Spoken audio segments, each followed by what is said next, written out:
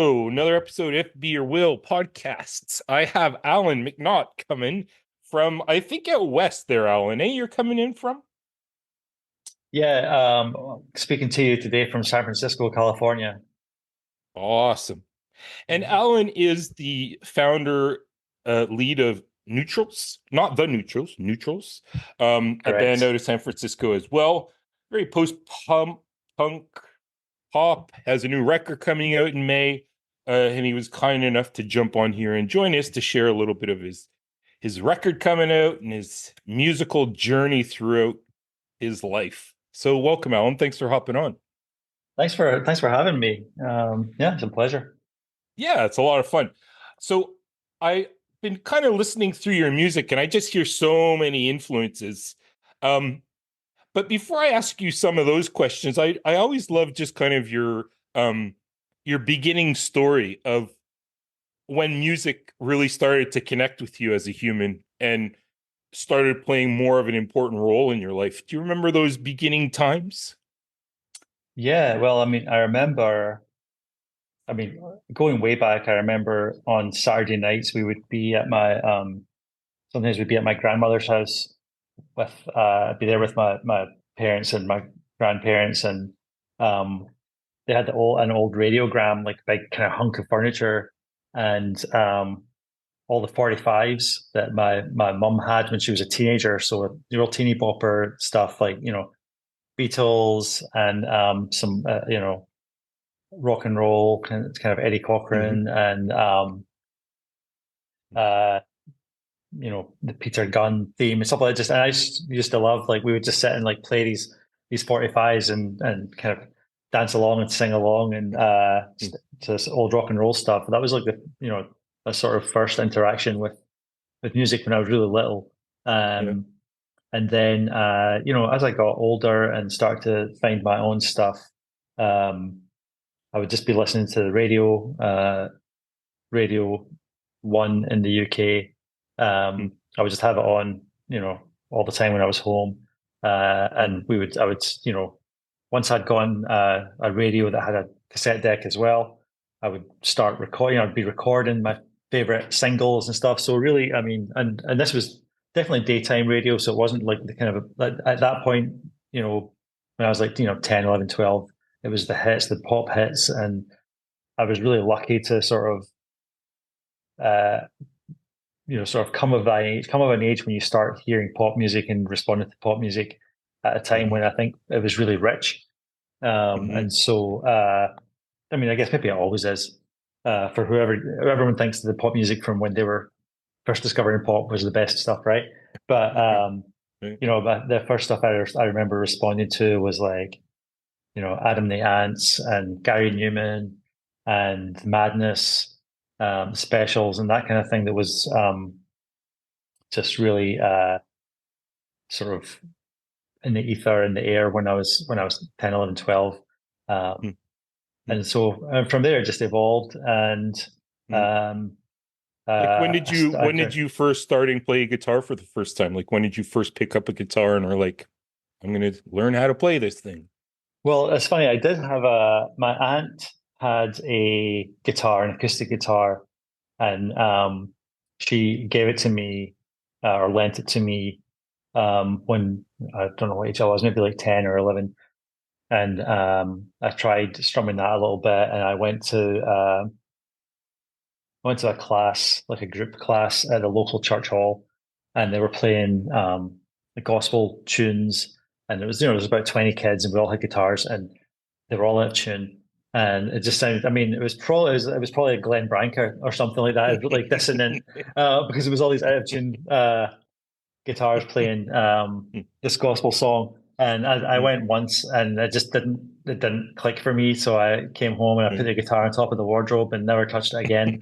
Um, and then well, I got into punk rock um, in my teens, and uh, that was when it sort of kind of clicked for me.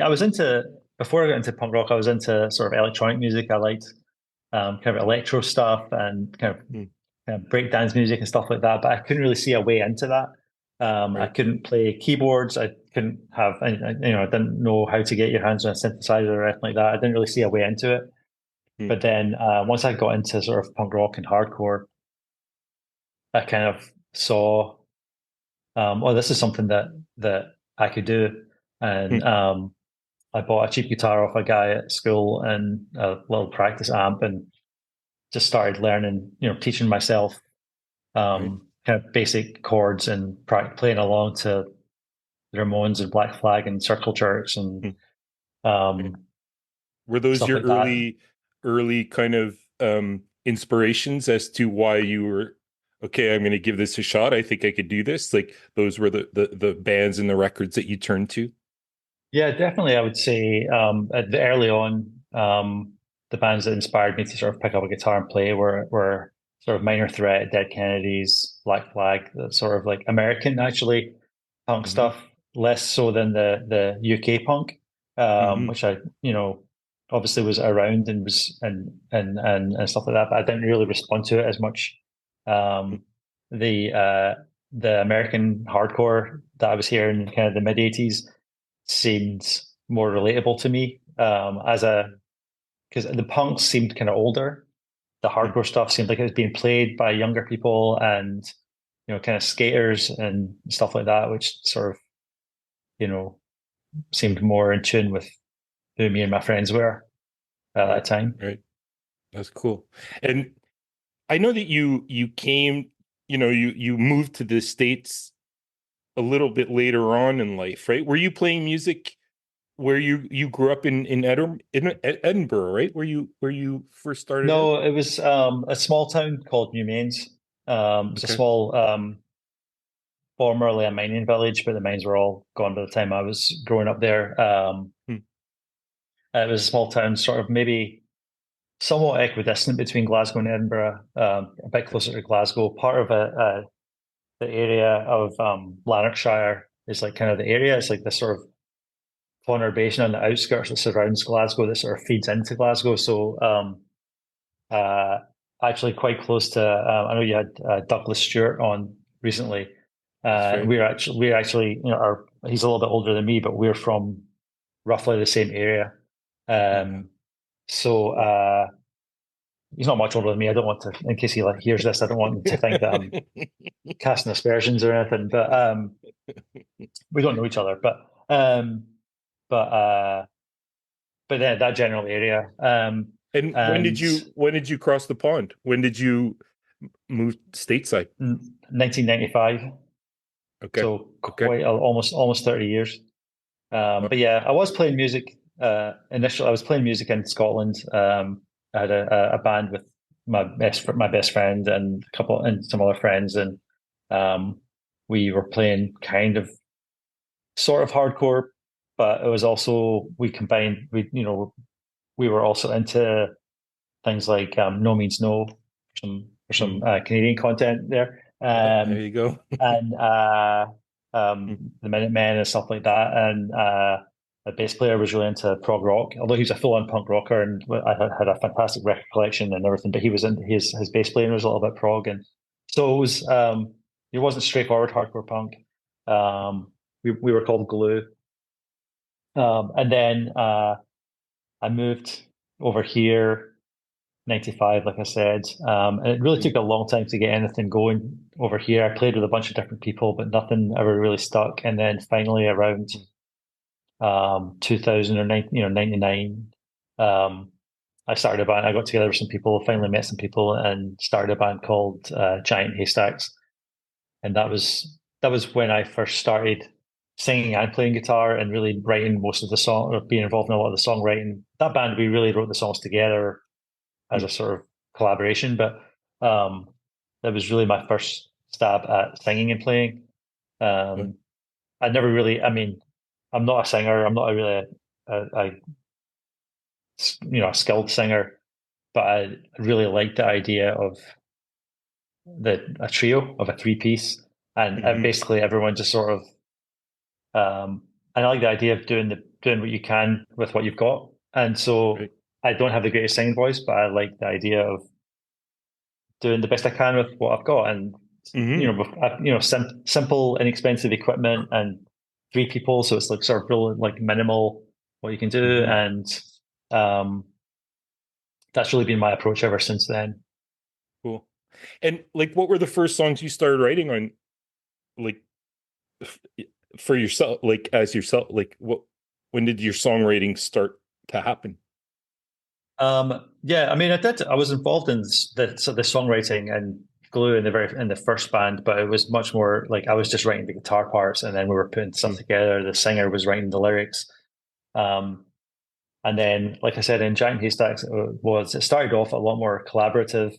We would just sort of improvise in the practice Mm. space until we came up with some things that sounded good. And then we would Mm. sort of patch them together into a structure of a song and then figure out some words to sing over the top. Um, Right. so it wasn't really sort of singer songwriter type stuff.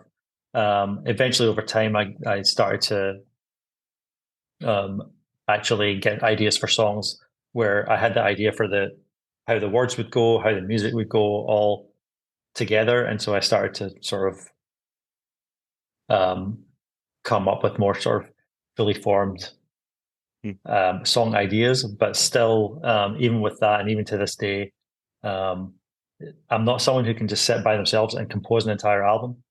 Okay. And record all the different parts themselves and all of that. I know there's I've got friends who Hmm. are amazing at that. Right. I really need to be with other people and interact with other people. And if I don't Mm. have that, I really miss it. I notice that something missing from my life if I'm not playing with other Right. people, even if it's just for fun. Right. So even when I have an idea that comes out fully formed and some of the best songs do come to me maybe when I'm half asleep and I get this idea for Mm. a song and then I quickly write it down or record an idea on my phone or something, just real briefly, Right. um, just to get the idea down. And then once I get together with the other people in the band, that's when it becomes Mm. a real song. Right. So your earlier stuff was much more like punky and hardcore as to, I mean, Neutrals does has that post-punk feel to it without a doubt, but there's some really sweet jangle in there as well, and indie pop sounds in there as well. How did you guys, as Neutrals, build your sound together? Did everybody just bring their own thing in, or was it a decision to say, let's drum more, let's make it more melodic? Like, what was your approach when you guys first started writing together with um the two other fills? I think, like I said, first when Neutrals first started, and we started actually with a different drummer, and then that didn't work out, and then I had played with Phil before in a previous band, and he was able to join Neutrals. Um, I do sort of I do what I do, which is pretty rudimentary. Um, and Phil Benson, who played bass initially in Neutrals, came from much more. I mean, he as well. I mean, Phil, the two Phils and I are on a group chat all the time, and we do talk a lot about sort of hardcore and punk and stuff like that. But Mm. Phil, in particular, came from an indie rock or indie pop Mhm. sort of background, or some of the bands that he was in, um, Magic Bullets for one, and Terry Maltz uh, were had very much that indie pop kind of vein going through them. And Mm. so I think that was sort of what brought that, his bass playing and some of Mm. his songwriting definitely steered the ship towards that indie pop Right. stuff. Like I said, I had that punk hardcore start, but I've always enjoyed indie pop. Um, and especially, I would say in the 80s in Scotland when I was growing up, I was less inclined or less drawn towards stuff like the Pastels. Right. Right. I was more into the hardcore stuff, and the Pastels Yeah. seemed a little bit twee for me at the time. I love them now. Yeah. I definitely liked Shop Assistants. Shop Assistants had more, to me, had more of an edge. And But then later on, things like Bell and Sebastian and stuff like that, Right. fantastic. Loved it. Yeah. So Yeah. and then even here when I moved here in the 90s, there was a lot of of indie pop going around as well, with bands like Hmm. Irish Set and stuff like that. So it's been around, and I've always sort of enjoyed that, and I think there was an element of some of that to Giant Haystacks and to Airfix Kits, the band afterwards, but Right. it was less overt, I think maybe, and also um, I don't think that world was really aware of us. We weren't necessarily part of the indie pop world. I don't think any indie pop fans knew of us, but they may have liked us if they had. And I think Hmm. because Phil Benson came to us from Magic Bullets, who were and Terry Maltz, who had a sort of following in the indie pop world, some indie pop people took notice. Like, Terry Maltz and Magic Bullets had, I think, been on Slumberland. I don't know Hmm. that I mean I'm friends with Mike from Slumberland, but I don't know that he necessarily would have been inclined to pay attention to our band if Right. if it hadn't been for that. Maybe I don't know. I definitely find that people in the indie pop world are uh, really nice and really supportive, and maybe Hmm. even more so than sometimes in the punk world. It can be less like that. So, but that's a Yeah. generalization. I don't Yeah. Yeah. again I don't want to throw And shade, but what how did this, like, I know that I read somewhere where there was some time off in between, like you kind of took a break from music. Um what pulled you back? Like, what was it about performing, writing, playing with other people? I mean, it's kind, maybe it's an evident answer, but like taking so much of that time and letting distance kind of get in between, what was that inspiration to jump back in and say, hey, I'm not done yet? I think I really just missed it. The band that the band prior to Neutrals, we were called Airfix Kits, and it was myself and another guy called Alan who had been in Giant Haystacks as well previously. It was he and I, and then Phil, who's in Neutrals now, Hmm. and um, Phil has always played in multiple different bands, and even right now he plays in our band, and he plays in Chime School, and he plays in Telephone Numbers, two other great bands from the Bay Area that you should check out if you haven't. And Will do. then, but even when we were in Airfreight Kids, he was in a couple other bands as well. And I think at a certain point, it got like it was too much for him, and he had to cut back. And so Right. he wanted to step back from Airfreight Kids. And then I think at the same time, Alan, the other Alan, was he and his wife were having kids, and so it just sort of naturally it was like a sort of natural time to Right. just not really. I think we half-heartedly tried to find another drummer for a little bit, but it wasn't really Hmm. working out. We were, the time between getting together was just getting so sporadic, and Right. so I just sort of let that go, and then didn't really think about it for a while, and then eventually after a while, I was like, wait a minute, I need to be doing it. This is I missed it, and I don't really sit, Hmm. like I was saying, I don't really sit at home and play guitar by myself. I relish playing with other people, and so I know that a lot of people might have just taken that time and written multiple albums by Right. themselves and stuff, but it's not really me. Um, I don't really have the chops, but Well, um, that's pretty cool. So, yeah, like, then Phil, your bassist Phil left, and then you brought on Lauren, who also, Lauren. yeah, she plays in Sea Blight. Sea Blight, yeah, she's she sings and plays guitar in Sea Blight, and she's actually married to Phil, our drummer. Okay, cool. So that That was how makes it that came easier. about. Yeah, it makes it. I mean, it's great. Well, because we were already friends and everything. Everyone gets. I Right. mean, obviously Phil and obviously they get along. Or maybe not. Obviously, it's not a given, but they do get along really well. And Cool. yeah, we were all friends already. So yeah, Phil Benson had just sort of hit a point where he wasn't really enjoying playing music, and so he wanted to take a break from it. And um, you know, Phil and I were, sort of worried and thinking, like, well, what do we do? We'll have to look for a bass player. And I loved Phil, and I loved playing with him. So it was definitely a loss when he said he didn't want to be in the band anymore. But then, Hmm. you know, Phil drummer Phil, went home and told Lauren that Phil had was leaving the band, and she was like, "Oh, I'll do it. I'd like to play." And so it was, it was a no-brainer to us. Yeah.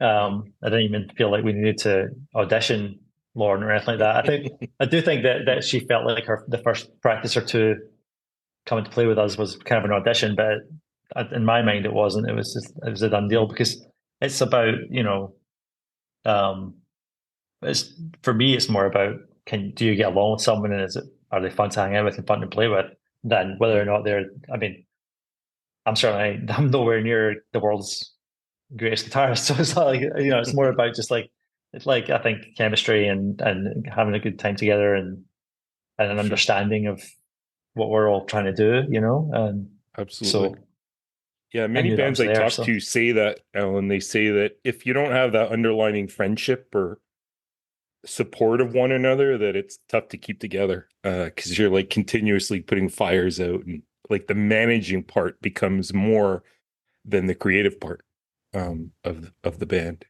Um, yeah, that makes sense. can you tell me a little bit about, so Newtown Dreams coming out? Let me get the date here, May 31st. Okay, so the end of this Hmm. month. How did this latest record come together? I mean, it's been 2 years in between your last EP. Um, how did this record get put together and, ready for release? Was this still with the two Phils, or was Lauren involved with the creation This of was this record? this is the first record with Lauren. Cool. So what happened was really, as you know, we've all had a weird last few years, um, Hmm. and uh, you know, I think I think of songwriting. I need sort of input in order to have output, Hmm. and a lot of that is social, and a lot of that is being around people and hearing stories and hearing snippets of dialogue or speech, or Hmm. things that get you thinking or that inspire or spark an idea for a song. And um, for a couple of years that just wasn't happening, and so um, I started digging around in newspaper archives. And I started looking around, and this is something I've done in the past, just sort of for inspiration for writing and stuff. Is where I'll look for stories in old newspapers or old things like that. And so I got a subscription to the newspaper archives in the UK and started digging around in old local newspapers local to where I grew up. Right. And I've always been interested in the concept or the idea of these new towns, this new town movement that sparked up in the post-war period Hmm. in the UK, where these planned communities. Um, Hmm. I've always been interested in them architecturally and socially, and from a sort of town planning perspective, and just sort of this kind of socialist idea of planning communities for people. Um, and so I just picked up a few different stories from the papers, and they sparked other ideas and they sparked other stories, and eventually the kind of the album came together as a sort of, I don't want to say concept album, but it is a sort of interlinked series of little stories that sort of happen within Right. this milieu of these new towns being created, people living in these new towns, maybe wanting to get out, wanting to leave, looking for something else in Hmm. other That's a really areas. cool idea. Um, It's a great idea. I was just talking with my partner about these because we have some of these in Montreal as well, where after mhm. the war, people were coming back. They could either get a house or go get an education. Um, Mm. and these were the services. And yeah, like these very organized, structured communities. And I love too how you have that concept of, this position of prison or home, or like you're playing around with that struggle, I think, that exists within these towns. It's Well, such a it's great idea. interesting. What a great, cool idea to be inspired by. I love that. Thanks. Yeah, and Yeah. so if anyone buys the vinyl comes with a newspaper that I designed that is sort of a collage of some of these stories and ideas and some other things that I made up and stuff like that. But it's a Amazing. pretty cool package, and it's an art. I do see it as I see all of these records as kind of an art project Right. more so than anything. And so the whole thing together as a package, I feel, if someone just listens to the music, that's great too. But I like to put together the sort of the package with the Right. artwork and whatever You're inserts and holistic, Alan, little eh? postcards. Holistic. So I mean, it's Yeah. just fun for me. It's fun for me to Yeah. do it that way. So cool. But I love that but I'm approach. curious. These new towns in the UK, what happened was, I mean, they planned these towns, and they were planned to have workplaces nearby. It's happening again now. They're talking about doing it now to sort of regenerate some areas in the UK that have been sort of hit by austerity over the last uh, dozen or more years of Tory government. Um, and it's a sort of utopian socialist idea that we're going to build these communities. They're going to be sort of Hmm. 15-minute cities or 10-minute cities, and they'll have all you need, everything they need for the community within a radius, and easy transit and less dependent on cars and stuff like that. And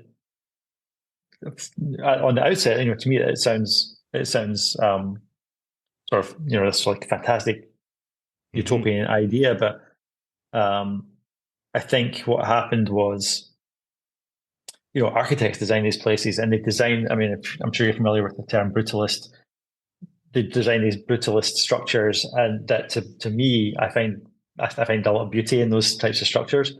But I Hmm. think I think if you're living there day in, day out in these concrete grey kind of what became wastelands, because when you look at the artists' renderings of these things, they're bustling with people going around about their business and playing squash and cycling and all the stuff, shopping. But then when you actually these places, what happens was they were planned around these factories that then all the factories just like Right. went away. Bye bye. And so these places just fall into blight and disrepair, and you also have humans living there that don't necessarily follow the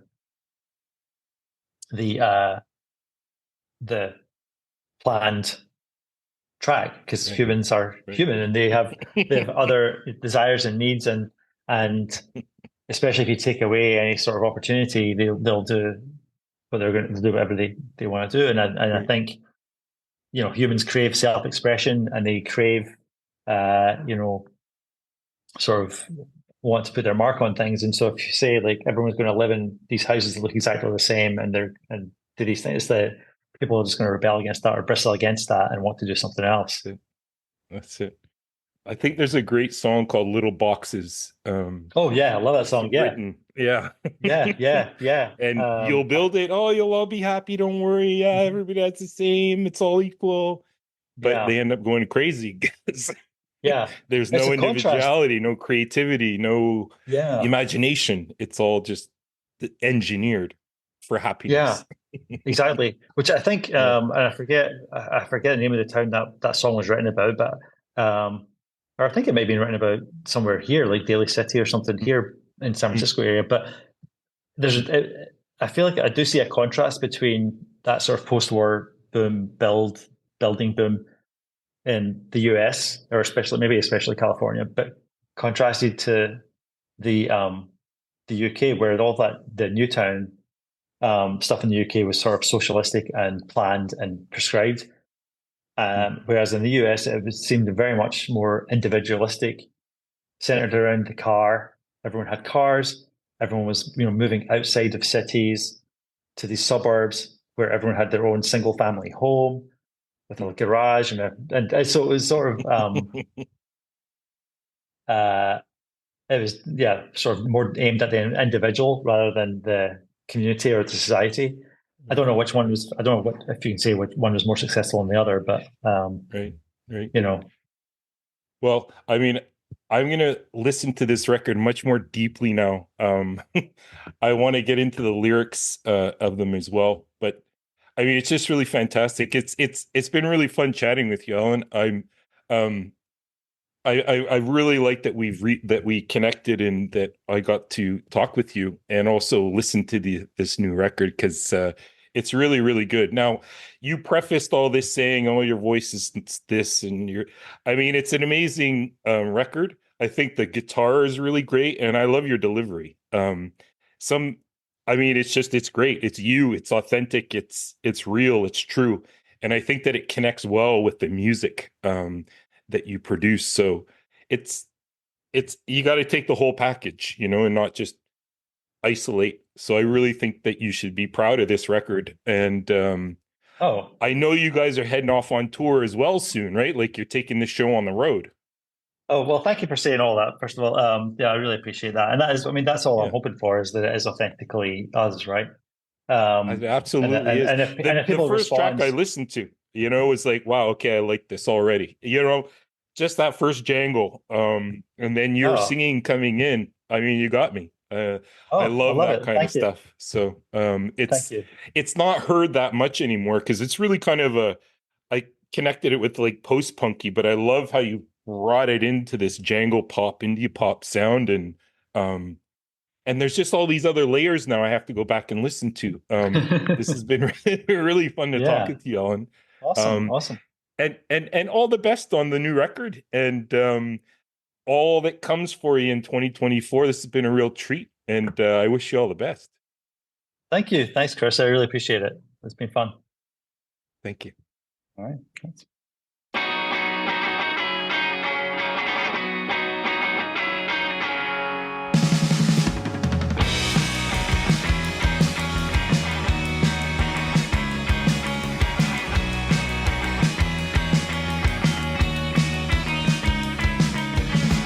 Dear Gary, I wish you were here. I've been saving for this all year. 2 weeks in the sun and sand. All that's missing is you by my side.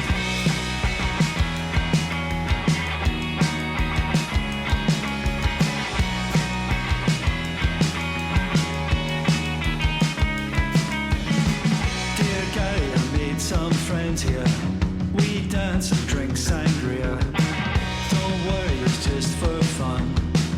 I'll be home soon, I know you're the one.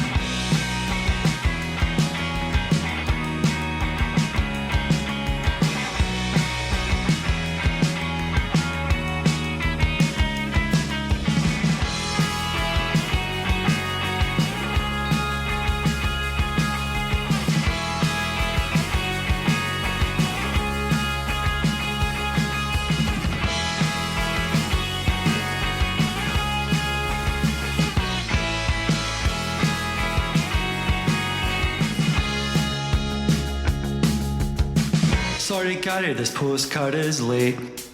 I'll be quick, I don't want to make Pedro wait.